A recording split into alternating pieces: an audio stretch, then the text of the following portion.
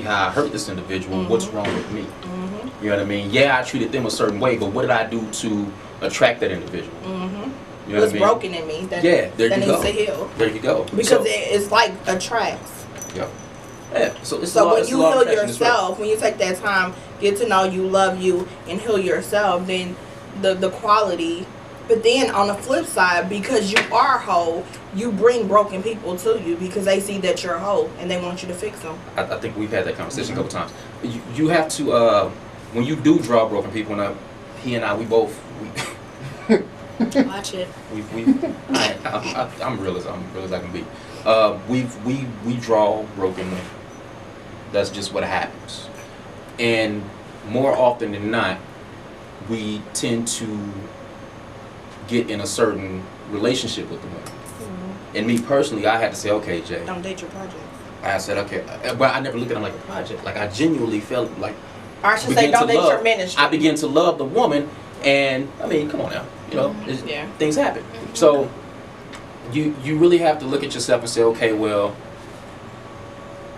could I take not really advantage of this thing, but could I pursue this thing, and would it be expedient for me to do it?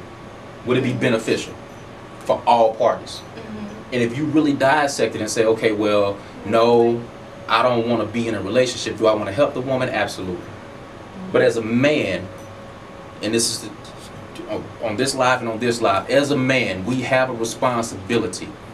Yes, the woman has a responsibility, but as a man, a woman has a weakness. I know this for sure.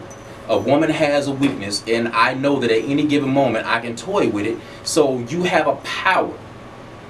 And however much power you have, that you have the same level of weakness. So you have to be able to control what it is that you're doing as a man. That's real life. Ladies? What? Thoughts? I mean, you know. Y'all quiet. I'm listening. That's what it's called. Now, Kim, you was on here a couple weeks ago. I know this. I mean, I'm sorry. I didn't mean to be. I find it really hard to believe. Believe what? What? That you ain't got nothing to say. I'm just listening. I might have something to say later, maybe 2 minutes from now. I give it 20 seconds. It's so rude. Ms.P?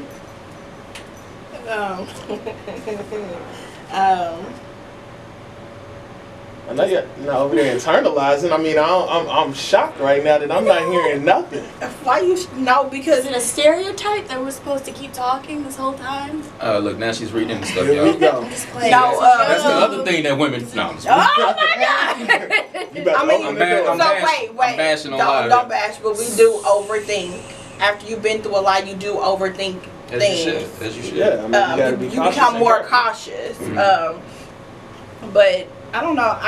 I've just always been the type where I don't bash a group of men based off of one experience with one man. It's easy to do, but I choose not to. Okay, so let me ask this question. Okay. When you see a family member, a friend, associate, whomever it may be, of the same sex, doing it or posting it or whatever, do you speak up? Well, if I make a post about men, I try to make it so that it goes both ways. So it can be geared towards women and men, so people don't get the wrong idea that it's like, oh my God, Kim's bashing men or whatever, because that's not what I'm trying to do. So when I see women post that, like, men, I'm like, girl, like, I feel like it's too much because it does go both ways. And I just feel like, yes, social media is a platform where you can express yourself, but I feel like we just kind of delve too deep and we go to, I don't know, it feels weird. It's like, okay, just chill out. So if you're gonna, I feel like if you're gonna post something, make it fair so that it goes both ways, or it's just a certain way that you post it so that it's not coming off like, oh. I would say depend on the person. I will. I won't address it on there, Right. but I'll call them or send them a text like, not cool. I've even got to a point where some of my family members, we are friends on Facebook. sorry, but I don't follow you. Big case in point, my brother I do not follow. Why? Why? Yeah.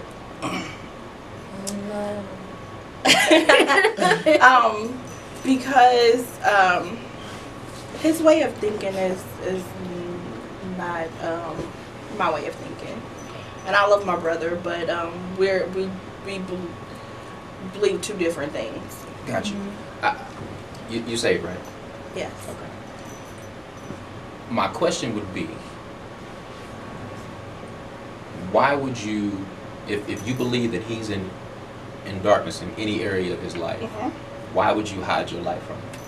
If your purpose is to be a light, because you said that you won't follow him. Are y'all friends on Facebook? Yeah, we're friends on Facebook. Okay. So, I think, and you have to know. It was a minister. His name is Jesse Blecky. I know he's not watching right now. I don't even know if he's still on Facebook. Well, I know you're talking about it. But he told me, he said, you got to be able to separate the meat from the bone. And it really blessed me when he said that, because you have the position that you have for a reason. You have the heart and the mindset that you have for a reason. So if he does have a different perspective than you, then fine. But at the same time, you don't want to. He can see all my posts. He can see all my stuff. Oh, okay. I didn't unfriend him. We're friends. Okay. But I do not follow him. I do not follow his page. And I don't know what he's posting and not posting. Okay. Because I agree with Precious, because like sometimes family members or whomever, church, whoever may be, looking at their post, or it's just exhausting. It's always the same energy. It's always the same whatever. I'm like, I can't. Like, turn out, pop pills, get girls, get money. I mean, that's not my life. So I don't want to like be seeing that, or naked girls or whatever coming down my timeline. I get that. So I mean, like, and me and my brother, we have plenty of conversations, and you know, he knows where I stand and I know where he stands, and I respect his position. Okay, I get that. Okay. I have other family members that are like that, you know, and I don't judge. I don't point fingers. I just, you know, if they ask me, I will tell them, but I don't offer. Now, if we're having a conversation and God gives me that opening, then I'm gonna go through, but I'm not gonna make an opening.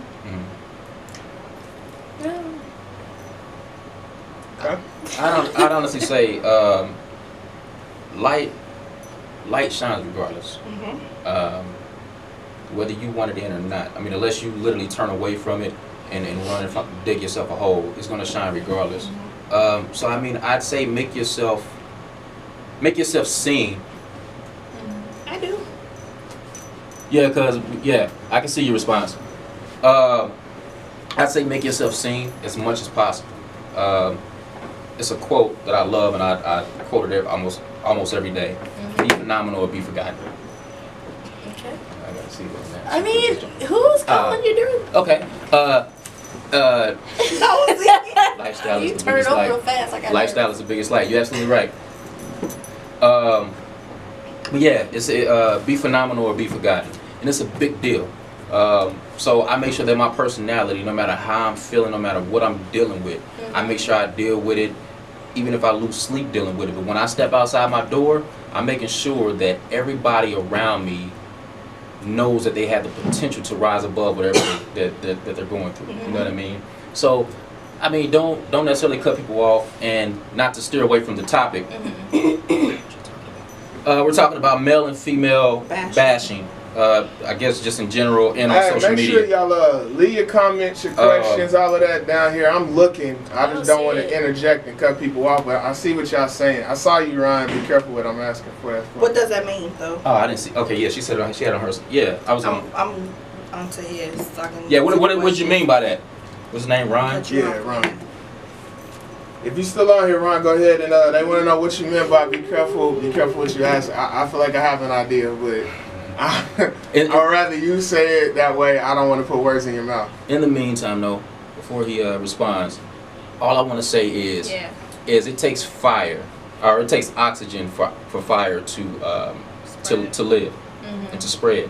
So in regards to bashing, I mean, if you really want to sum it up, just don't join in on the bashing. Speak life into the individual. Speak who it is that they're speaking to, who it is that God intended them to be. Mm-hmm. So if the man is a dog, let him know, like, hey man, you know you a king, right? Mm-hmm. And be real as possible. Mm-hmm. You know what I mean? If you have to step outside of your religion and use a word that you feel like that you wouldn't use at church, reach that individual at that level. That's real life. Yeah. You know what I mean? So yeah, just always speak life into the individual, not to who they are or to who they are at the moment. Cause like how I've gotten to the point now, it's like with anybody that I encounter, whether it be male or female, I always try to treat them like I want to be treated first. Mm-hmm. But then also like if I see them slipping, then I talk with them about it, but then I give them solutions on how to deal with whatever issues they're dealing with. Because I've always been the type where I don't want to magnify your problems just to magnify them and not give you a solution to that or to help with that problem. Because I feel like you criticizing a person if you tell them what their problems is, but you don't tell them how to fix their problems. Okay, I have an issue with that, right? You have an issue with what? Criticizing. I do too. The reason I have an issue with it is because no matter what you say, you're criticizing, you're critiquing the individual. So if I say, dang man, them shorts is dope, I just criticize you. I critiqued how you look. The only difference is you liked what I just said about you. It was true, and it was my opinion. So when you say something about an individual, and it's not even an opinion, once you point out something that they're doing, it's just the fact that they don't like it. It's not supposed to feel good. Right. Surgery doesn't feel good to anybody, which is why they numb it or they put you to sleep. So if me healing you is going to hurt you, that's the process that has to take place. The Proverbs. issue, Right. I forgot where Proverbs says, faithful are the wounds of a friend. there you go. But